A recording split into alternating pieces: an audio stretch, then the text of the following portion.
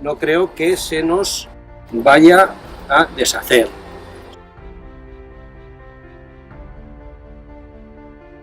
Si fuera un garrofón congelado, con 5 minutos sobraría. Bien, a incorporarla y así eso que vamos ganando. Pensad que no son solo 20 minutos, son 20 minutos más aparte el tiempo de cocción del arroz. Con lo cual vamos a tener estas verduras 35 minutos en cocción, es mucho, no hace falta más.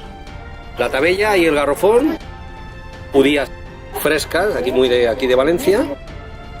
Yo más o menos le pongo 5 o 6 piezas de tabella y otras 5 o 6 piezas de garrofón por ración.